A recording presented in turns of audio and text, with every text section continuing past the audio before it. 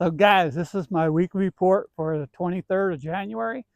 We just got done with the ISC show. I want to thank everybody for stopping by, pulling me down the hall, saying, hey, can I take a picture and whatnot. But, we had a good time, met a lot of people out there.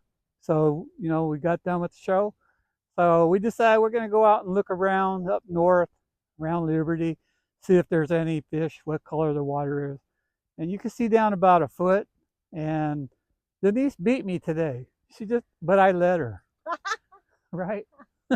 So look what we got.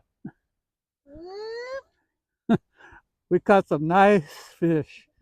So you might want to throw your big boy back, but continue with the thing. But I just wanted to say thanks for stopping me in the hall, talking about things going on. And, we talked a lot about mussels and tides and forward facing.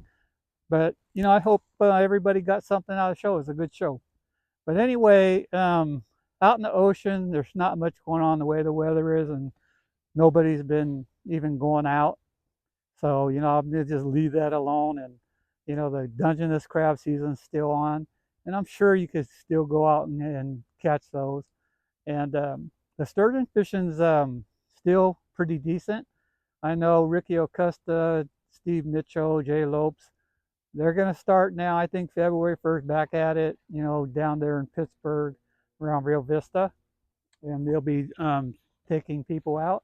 It's all catch and release, but you still need a report card. You just can't keep any. So coming in the striper season, we haven't had any rain, but the Sac River's flowing really hard. It's cleared up pretty good. A couple weeks ago I was down here, I couldn't see an inch. Now I got a foot visibility. Fish are biting. It's not red hot, I think Denise caught the first four, just super lucky. But we did pretty good. Caught our limits, plus some. No bass. So other than that, around here, I think the striper fishing should get better and better as we have no rain in the forecast. So the rivers of Delta will clear up and they'll start showing up everywhere. They're here. So it's gonna bust wide open here probably in the next week or so. Water temperature is 48 degrees this morning, which is a little cool. It only got up to 50. So as soon as it gets up to that 54 degree, then it usually goes crazy. If you attended any of my seminars on the tank at the ISC show, I'll be on flooded islands where it's 1 to 3 feet deep, just targeting big fish, just to try to hook up on a big one. So anything other than that around here, I'm sure you could probably catch some perch. Crappie fishing has been kind of slow because of the clarity of the water, but it's hard to talk about lakes because of the golden mussel issue. So some of the lakes you could go to, some you can't go to. So, if it's a lake that you're going to go, I would call there a day before and ask them if it's open, because like Folsom's open, Collins is open, Boulders is open, Shasta's open. But you start going to the mother lode at that water district over there, Party's closed, Comanche's closed, Amador's still open. New Malona is not sure, Don Pedro not sure. I know Hensley's closed. Just call the lake to make sure so you don't drive all the way up there for nothing. And the trout fishing at Berryessa, Big Nate's been killing them still. So, he's getting them, throwing those Optima spoons. You should have attended his seminar at the ISC show. He was spilling his guts. But the trout fishing, you got to make sure you have your boat decontaminated. So you call Solano County Water Agency, go online, look at their site, and on the bottom right hand corner there's one that says decontamination. You make an appointment. They do it at Steel Park and Markley Cove. You go there, get your boat done, and you can launch. And then when you leave, put the green tag on it, and you can go back whenever you want. You don't have to go through all that. And if when you make the appointment, they ask you for a credit card for a $100 fee. But if you show up, they don't charge you. If you don't show up, then they're going to charge you. So they're supposed to put 2 in at Steel Park and 2 in at Markley. So it's a lot more convenient. So just call the lake before you head up there. And then crappie fishing lakes, it should be good. This is the time of the year, that you could start picking them up in the fall and the winter. It's actually pretty good. But other than that, Perch, I'm sure you could catch them, you know, Duncan redworms, kokanee, Bowler's Bar. I heard they're catching some nice ones up there, but party's closed and doesn't look like they're going to even open.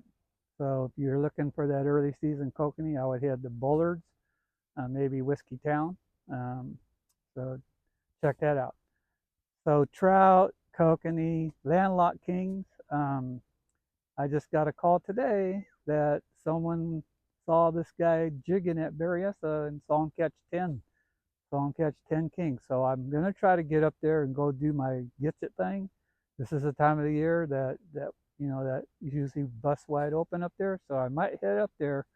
You know, I just have to maybe borrow Denise's boat or something because it's decontaminated. So other than that, steelhead, they should be showing up in American. Actually, Austin Wilson and Kyler Perry. You could Google all these guys' names that I mentioned. Those guys are locals that guide there all the time.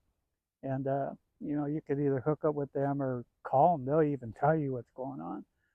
So steelhead, you know, it should be, the bite should be good. And other than that, not much else to tell you guys. And you know, if you, I know Gone Fishing over at the Icy Show was talking to a lot of you guys that are interested in buying boats, so that's a good thing. You know that you mentioned me, he'll give you a break. And every Saturday morning on California Sportsman's, I'm in the studio the first Saturday of the month, and I'm on Ultimate Bass 2 with Kent and Seps. And then you know the other 3 Saturdays of the month, I usually just call in. I can't go to the studio every Saturday. It's too much. So other than that, there's a blind squirrel. I met Derek at the ISC show. He bumped into me and gave me this paddle, and everybody was laughing at me.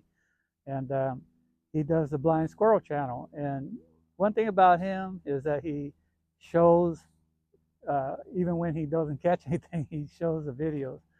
And he's putting a little more content in there, teaching people how to fish. So, you know, you guys will log on to them. So other than that, I'll just like to see you guys next week. See you later.